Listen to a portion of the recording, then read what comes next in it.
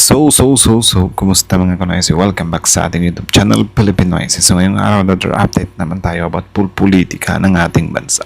So, ang video to is mula naman kayo sa yung araw. So, medyo babagat na binagsak na ang halimaw na pasabog ni PBBM ex Tito Sen, ex Sen Kiko na ikakaiyak ng dugo ng mga tiwali. Wow! Dugo ng mga tiwali. Meron palang ganyan. So, yan yung panonorin natin ngayon. Bibigyan natin ito ng reaction. And then yun, ang video to is mula kay Sayong Araw. So, meron itong pamagat na, Sayong Araw, susuportahan nyo yan. Tapos, syempre, kung trip nyo na mga ganitong reaction video, may kasama kayo manood, huwag nyo na rin limutang suportahan yung YouTube channel natin, Pilipinoysi. So, mga kanoysi, hindi na natin ito patatagalin pa. Simulan na natin, baka agkawin pa ng China. Again, pamagat ng video ito, binagsak na ang halimaw na pasabog ni PBBM, Tito Sen Kiko na ikakaiyak ng dugo ng mga tiwali. Ikakainit siguro. Ikakainit.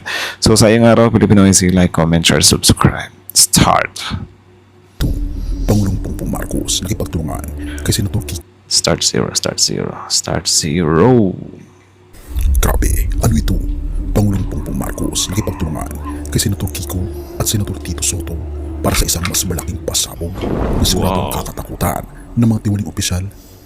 Halika, atin itong pag-usapan mga kaibigan. Ang Pinas, yayanigin. Pangulong Bongbong Marcos, Senator Kiko at Senator Soto. Ang sekretong hindi pa nasasabi pero ngayon, sumasabog na. Dapat kumilos ng mabilis. We do not have the luxury of time. Ang taong bayan ay talagang atat na merong managot dito sa naging pinakamalaking skandalo ng corruption sa kasaysayan ng ating republika. Thank Tama. you, Senator Pangilinan, for prioritizing this measure. Because of our explanation earlier and your sponsorship during the LEDA, this is now included in the priority agenda of the Legislative Executive Development Advisory Council. How we can ensure that the powers of this commission will not be abused and will not be weaponized for political agenda, Your Honor, Mr. President. Mr. President, we put in place several provisions to ensure that the transparency and accountability of the process is put in place. Section 16, People's Participation and Social Accountability. The Commission may request the assistance of civil society organizations, people's organizations, church groups, and academic institutions in their fact-finding investigation, including but not limited to citizen monitoring of infra projects, science-based risk assessment, and the like. When the citizens themselves are engaged directly with the process of searching for the truth, we believe that the transparency is encouraged and promoted, and therefore accountability will follow. The composition of the mission will help ensure rather that there is also accountability and transparency, because we purposely put 5 members of the commission. 2 of the 5 members of the commission would be coming from private sector organizations. So the composition of the commission, Mr. President, will ensure that this will not be weaponized and that it will be impartial and science-based, and of course the aspect of public participation and citizens' participation in the and engagement in the process of fact-finding, Mr. President. Grabe, no? In fairness kay Senator Kiko Pangilinan kasi sobrang lupit niya sa mga ganito kapag nasa Senado na siya. Diba? Sobrang talino. Sobrang layo niya talaga kay Robin Padilla. To be honest, ang ni Kiko, yung mga political ads niya, sobrang hit ko talaga yun Diba? Ayaw ko yung way niya na pagpapabango sa tao ng eleksyon, alam niya yung mga ads niya dati. Ayaw ko yun, but dito pala kapag nandito na siya sa pwesto sobrang solid, 'di ba? May laman, may katuturan, tapos kita niyo naman kung i-handle niya yung mga situation 'Di ba? Kumaga may tira. 'Di ba? Hindi pala natin sila pwedeng i-judge sa 'di ba? Kasi yun nga, si Robin, sobrang daming nabibilib sa kanya, pero kapag nasa Senado naman, di mo maintindihan talaga. 'Di ba? Parang kabaliktaran. Grabe. Alam mo ba, yung pakiramdam na may binubuo silang tila lihim pero hindi mo pa alam kung ano, kaya naman hindi ka mapakali. Yan mismo ang nangyari ngayon sa gobyerno. May galaw na hindi sigurado ang marami pero unti-unti nang lumilinaw at ang liwanag na yun, masakit para sa mga tiwali. Huminga ka muna kasi habang pupunta tayo sa dulo, mas malalim ang butas na bubuksan natin. Bakit sila biglang tila nagtabi-tabi?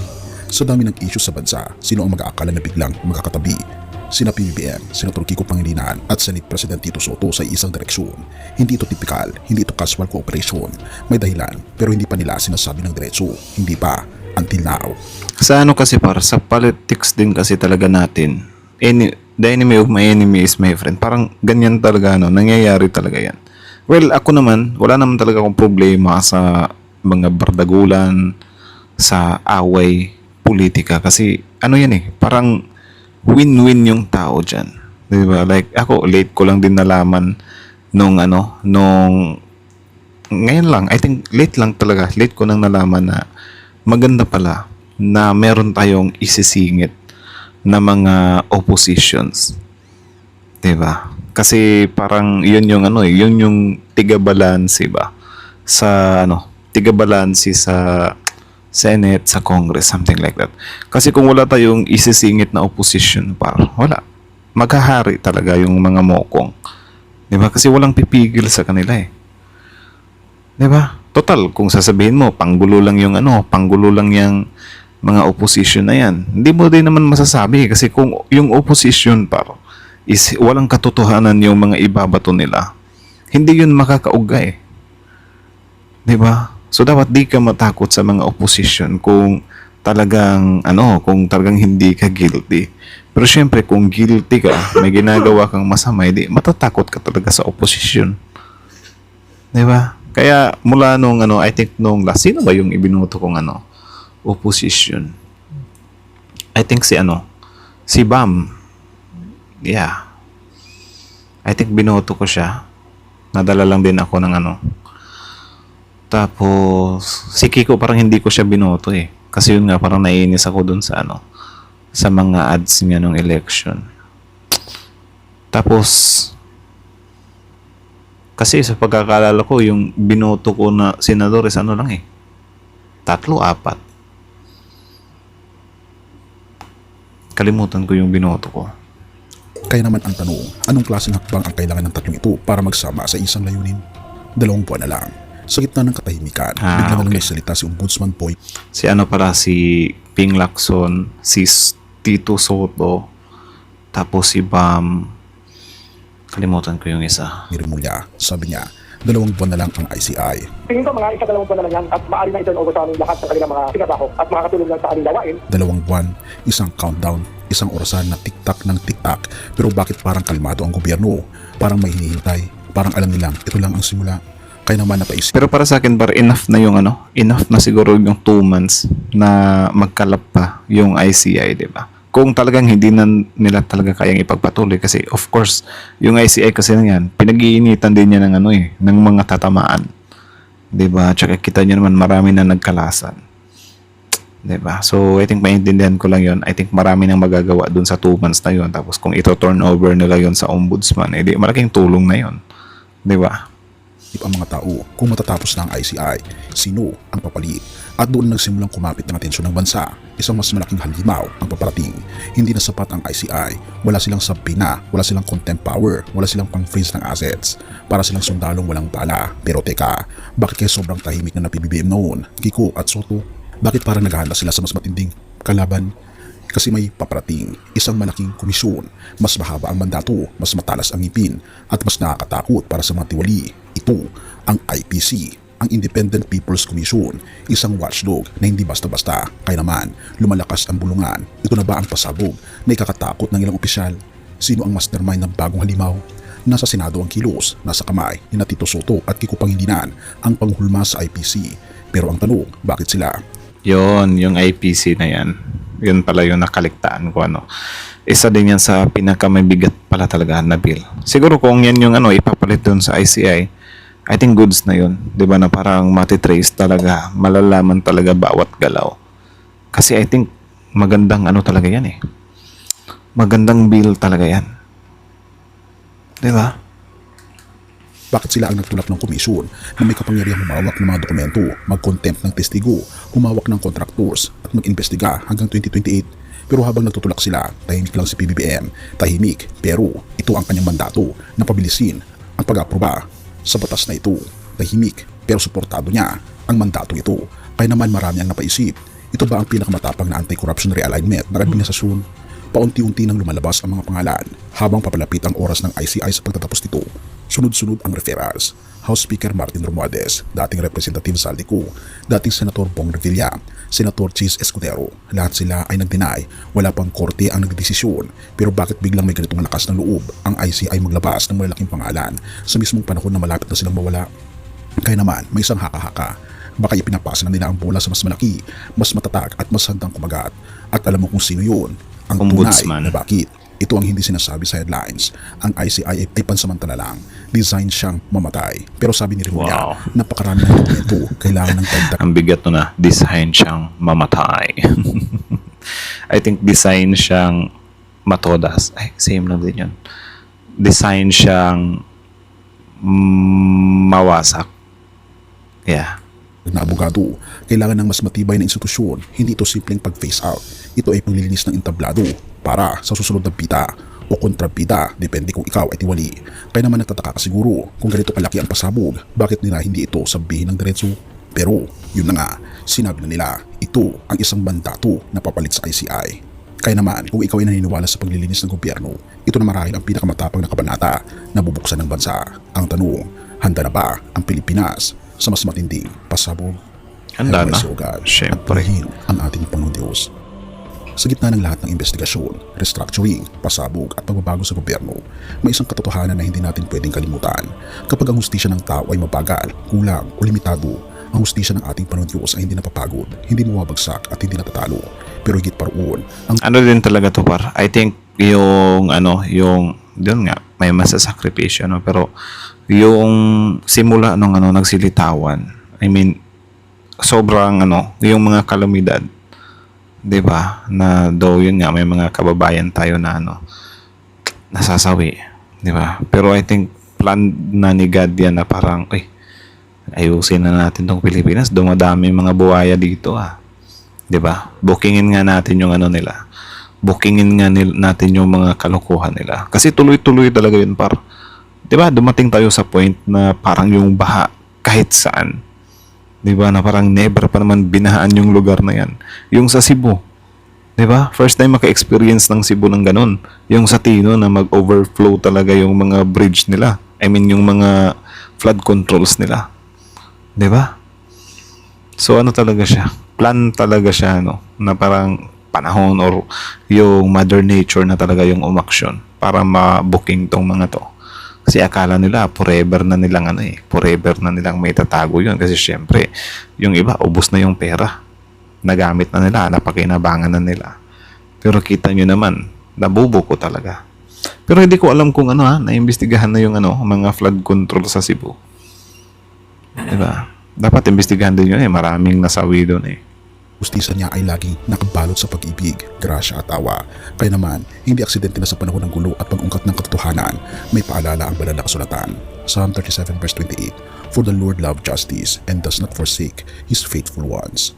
At bakit ito mahalaga ngayon? Kasi habang ang bansa ay naghahabol ng katotohanan, habang ang mga tiwaling opisyal ay kinakabahan, habang ang mga mamamayan ay naghahanap ng pag-asa, ang ating Panginoon Jesus ang tunay na sagot.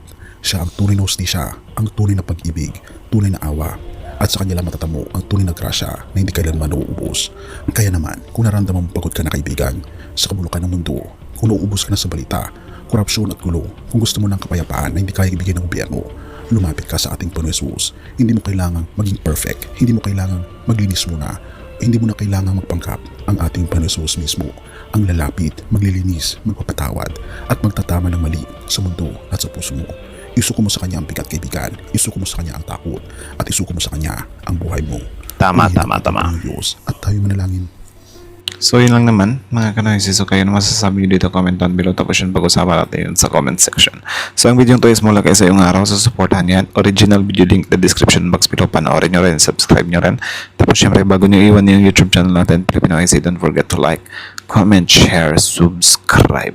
So kita nyo naman yun para malinaw pa sa klaro yun. Diba?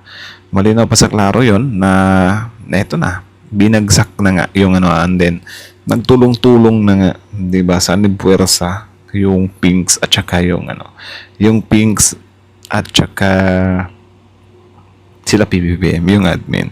Actually nakakatawa yung part Nakakatawa yung part na parang minamak, 'di ba? Minamak ng mga DDS yung Pinks na parang sumasanib daw sa admin.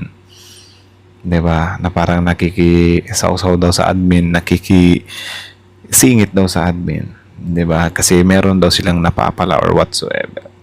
Pero nakakalimutan nila na si Rowena Guanzon na Pink nandun na rin sa side nila and then hinihale na nila. And guess what? Gusto pa nilang tumakbo bilang senador. Diba? Sobrang double standard talaga nila, par. Like, men, nangyayari sa kanila. Tapos, kinu-comment nila or sinisita nila dito sa nangyayari ngayon sa admin. Di ba? Like, okay lang naman kung iba yung sumita eh. Di ba? Wag sila. Kasi, kung sasabihin nila na tinotolerate, something like that, eh, meron din naman silang tinotolerate sa side nila. Di ba? Sinasabi nila na yung mga pink nakikisip-sip dun sa admin, eh, meron din naman silang tinanggap na pink dun sa ano nila, sa panig nila. Tanggap nila, idol na idol nila, si Guanzon.